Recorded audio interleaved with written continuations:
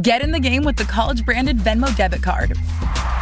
Wreck your team with every tap and earn up to 5% cash back with Venmo Stash, a new rewards program from Venmo.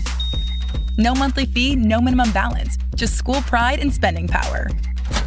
Get in the game and sign up for the Venmo debit card at venmo.com/collegecard. The Venmo MasterCard is issued by the Bancorp Bank N.A. Select schools available. Venmo Stash terms and exclusions apply at venmo.me/stash terms. Max $100 cash back per month. Next up, a laughing session from the Laughing Cow.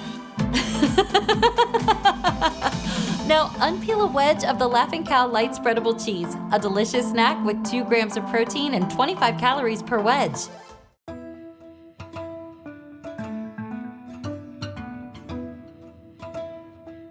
For the News and Observer, I'm Dawn Vaughan, Capitol Bureau Chief and host of Under the Dome. Today, I'm joined by my politics team colleagues, Luciana, Perez, Uribe, Guinassi, and Kyle Ingram. It is December. You're listening to this on December 2nd, so welcome to the final month of the year and also the start of candidate filing for the 2026 election. So candidate filing started on Monday. We're recording this on Monday, so there are a few unknowns out there. But let's talk about what we do know. Luciana, you wrote an explainer that kind of just sort of sets this up. So what's actually happening now and for how long? Yeah, so candidate filing started Monday. It goes through December 19th, and it's basically when, candidates declare that they will be filing for the primary. And it's the legal process. They have to pay some fees. They have to say what race they're running in. And that just kind of, kicks off the campaign season and the elections and everything else that follows. What have we seen kind of in the past? There's always the people that are really excited to get out of the gate and get, some media attention those first few days. And then there's always some surprises, toward the end with people who suddenly are getting into a race or not running. So what do we already know? I think Anita Earls for Supreme Court, she's already announced when she's filing. And that is the only Supreme Court race on the ballot, I believe. Kyle, tell us who else is planning to run and what the kind of the why it's such a big deal. Yeah, so Justice Anita Earls is one of only 2 Democrats on the North Carolina Supreme Court right now. She's running for re-election to her second term on the bench. And so far, we only know of one Republican challenger who will go against her, and that is Representative Sarah Stevens. She's a longtime state lawmaker from, I believe, Surrey County. She's announced that she wants to run as a conservative for this high court position. If she does, it would expand. If she wins, it would expand the already significant majority that Republicans have taken on the court. But with only 1 seat on the ballot this year, there's no chance of Democrats retaking the court. All they can do is keep their very slim 2-person minority at the time. So really, I guess this race, the primary, is not really what to watch. It's the general. Well, we could be surprised. At this point, I'm not aware of any Republican other than Sarah Stevens announcing an intention to run for the seat, or any Democrat other than Anita Earls announcing their intention to run for the seat. But over the next couple of weeks, we could be surprised if a primary challenger comes out of somewhere to try and give one of them a run for their money. And with Supreme Court races already being one of the most expensive campaigns in the state, I think both Earls and Stevens would love to avoid a costly primary so they can save their money for the general.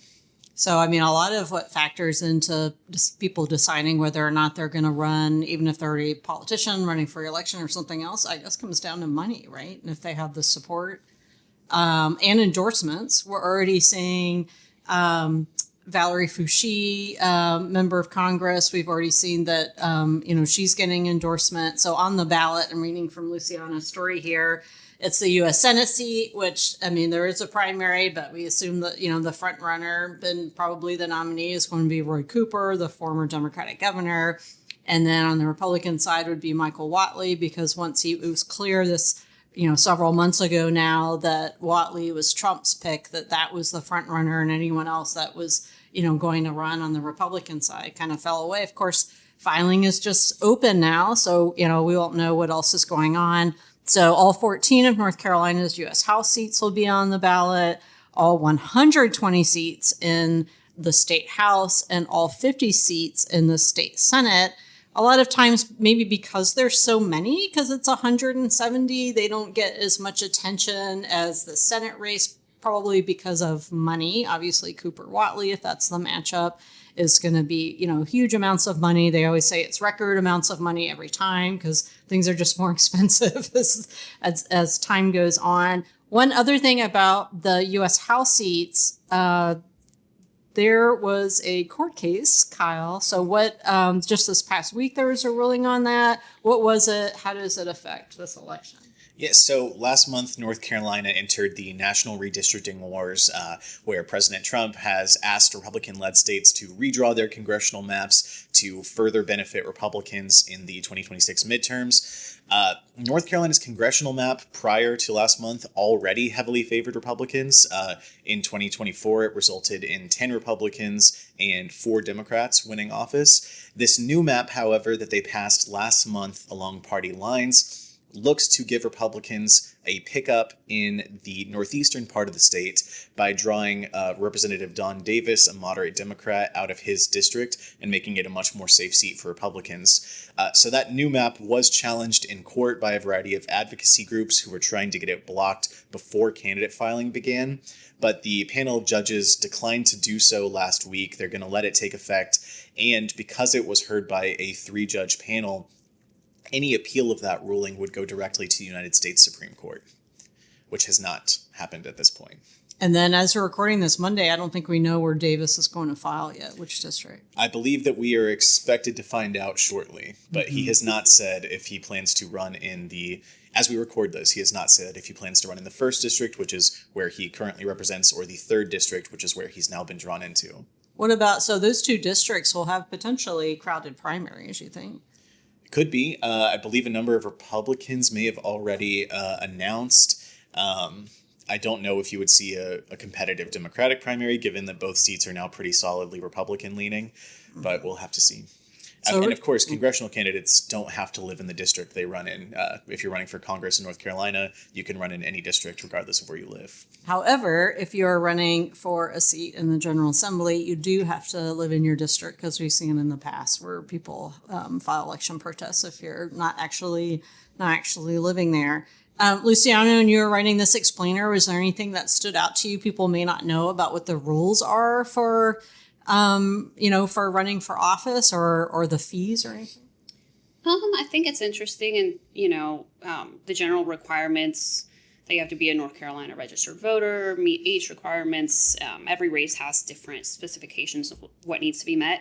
I find it interesting also that you can have prior felony convictions as long as you've, completed those felony convictions and such.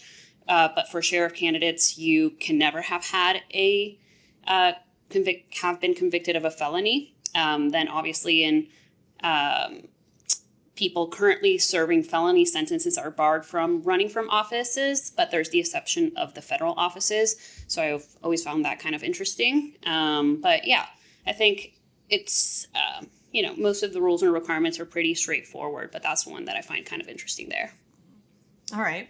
We have a few minutes before the break. Let's talk about what races we're really watching, like what control that we're looking at. For myself, I would obviously, I think, go with Senate Leader Phil Berger, who's being primaried. Only in politics can you use primary as a verb. He's being primaried by another Republican, Sheriff Sam Page of Rockingham County. And there's already been a lot of drama since this campaign's been underway, even before filing for months.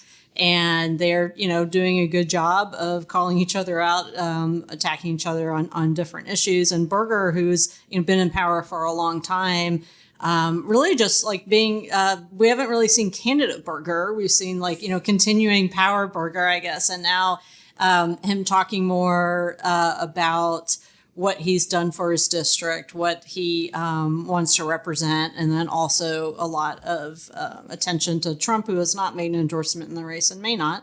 And endorsements from Trump have helped some candidates and not, and it kind of depends on the election. Of course, 2026 midterm usually means that whoever's in the White House does not do as well, but there are a lot of factors that will go into that, and that is almost a year away. So the Berger-Page primary, I'm interested to see what that spread looks like if Berger wins re-election, or if Page is able to get enough support to try to defeat him. So, what about you all? What are you watching really from like this candidate filing season? What are you looking for, Luciana? Well, I'm interested in Democrats who haven't always towed the party line to see if they get any challengers. During the last primary, we saw a lot of that with a Young Democrats, a group, pushing for other candidates that were not Democrats who had, not towed the line all the time. Mm-hmm. So I'm interested to see what comes there.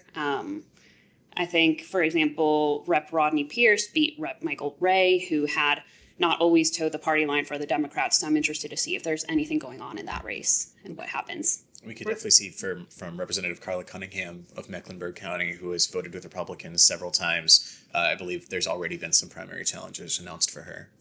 I think we'll see, kind of those swing votes and what that looks like. There have been other media reports that two Republicans who did not want to change the concealed carry permit law, Brisson and Davis, are not running again. So, of course, there's still another year in everyone's term, but this is kind of the looking ahead time. All right, we're going to take a quick break. When we come back, we're going to talk about new laws that started this week and a story from Luciana about a federal provision that is taking effect in the coming year that is about hemp products. We'll be right back. AI is incredible.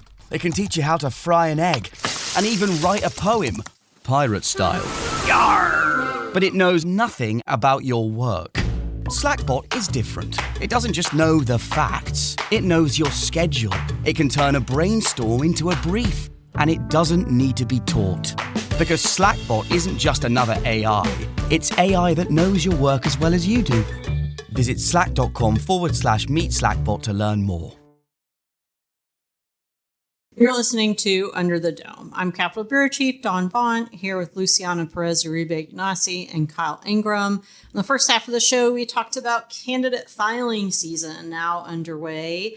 Also, new laws took effect this week. I have a story if you want to look at some of the highlights of what's changed. Some things that, as I was writing that story, that stood out to me were things about heavy trucks in the far left lane on major highways, which was something that I hadn't seen. I'm sure it was in transportation reporter Richard Stradling's previous coverage. If you didn't listen to last week, you should, after you listen to this episode, listen to our one from last week, because I talked with Richard about Thanksgiving travel, but beyond that, just travel in general at the holidays, changes at RDU Airport and the DMV. Another new law that started this week was House Bill 193, which allows employees and volunteers at private schools to carry firearms and stun guns on school grounds if they have written permission from the school's board of trustees or administrative director, have a concealed handgun permit, and completed a training course. It also allows people attending religious services to carry a gun if that private school is connected to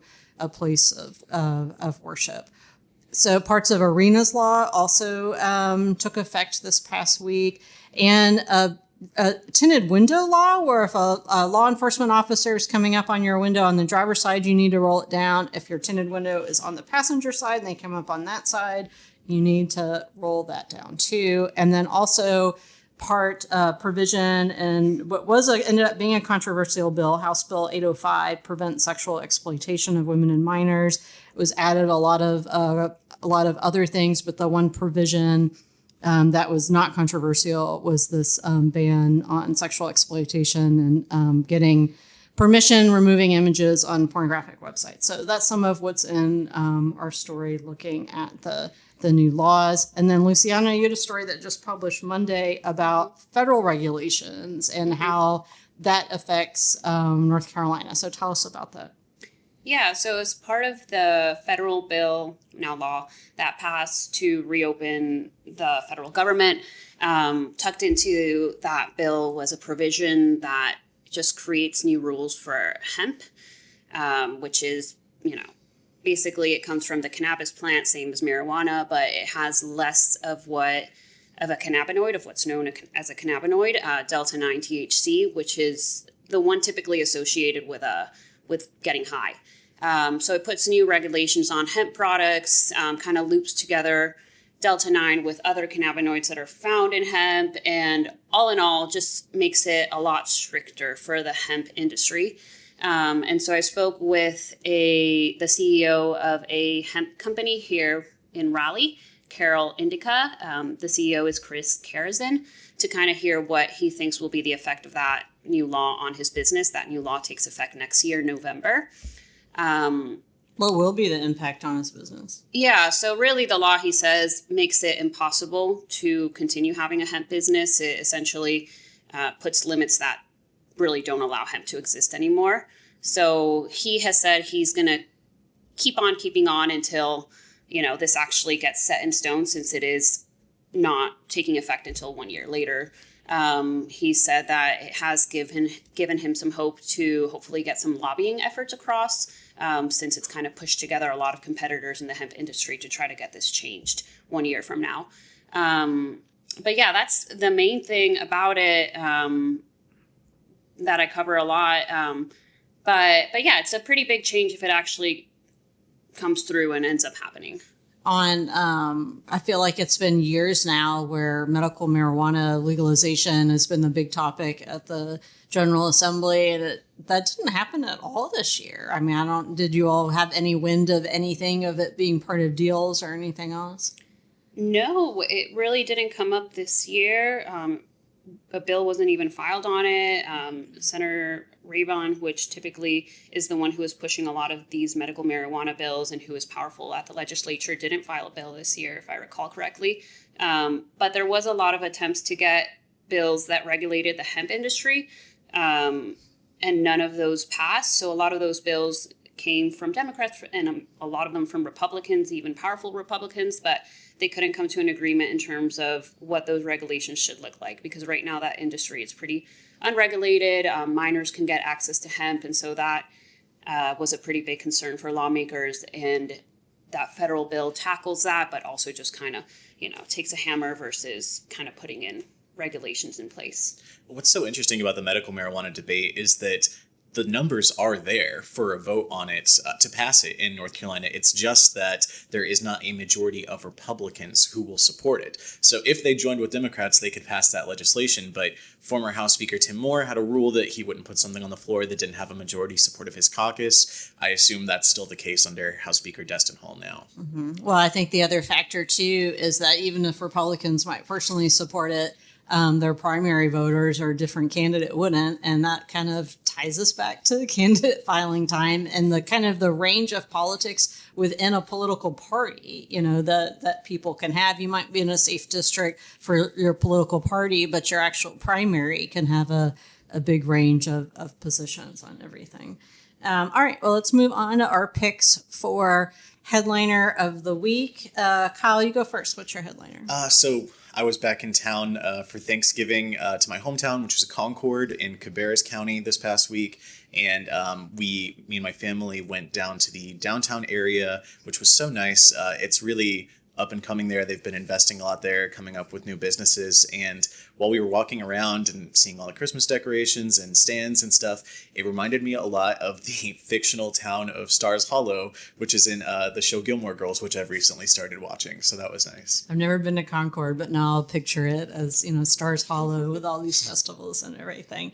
I'll give mine from, which is also related to this past week or weekend, not Thanksgiving, but the days after. My headliner last week was general football games after Thanksgiving, and sadly, Virginia Tech lost to UVA. However, I look forward to watching Duke beat UVA in the ACC championship, which is coming up. And Duke football had this program where they sent an email out to anyone who had gotten tickets in the past for Duke football games, which includes myself, since that's my local fandom, and went to that game. It was a lot of fun. They played Wake Forest, beat Wake Forest. It was freezing, even with like the full, northern state long puffy coat. It was crazy cold, but a lot of fun, a good day So shout out to Duke for offering that, because they wanted people to come to the game, and they said, free tickets for a lot of people, and it was taken up pretty quickly. So that's my headliner. All right, we'll round this out with your pick for headliner of the week, Luciana. Yeah, well, I saw your Instagram stories on that game, and I was saying, oh no, I would not be out there in this cold, so I saw that. Mine is Christmas decorations and just getting those out there. I'm really enjoying seeing some of the ones that are already put outside. I'd love any recommendations on good streets to go to, because I really don't know the main, the streets that go all out for Christmas, and I love that. And also a question for y'all, how soon is too soon to get out Christmas decorations, and have you guys put out your Christmas decorations yet? I think the day after Thanksgiving is the right day to do it. And I did it with my family when I was home, but I haven't done my own yet. Oh, yeah? But if you're looking for good Christmas lights, I would say the historic Oakwood neighborhood always does great holiday decorations. Okay. I would say timing is whenever you feel like it, because, you can be joyous whenever you want. But also, really, I feel like depends on how labor intensive is it. Is it one person, multiple people, getting all this stuff out? My husband actually and my son will bring the big bins out, but I do a lot of the sorting and decorating, and it takes a really long time. So I started on some stuff before Thanksgiving.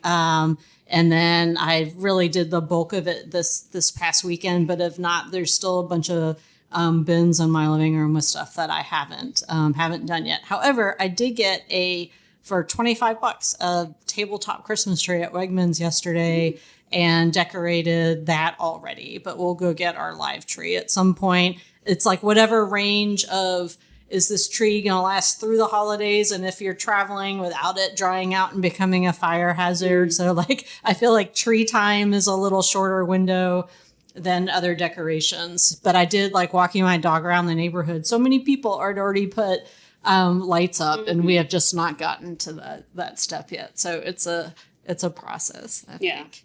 Yeah, I have not gotten mine up yet either, but I've been dying to do it since October. So it's December now, people. It's like candidate filing and holiday decorating time.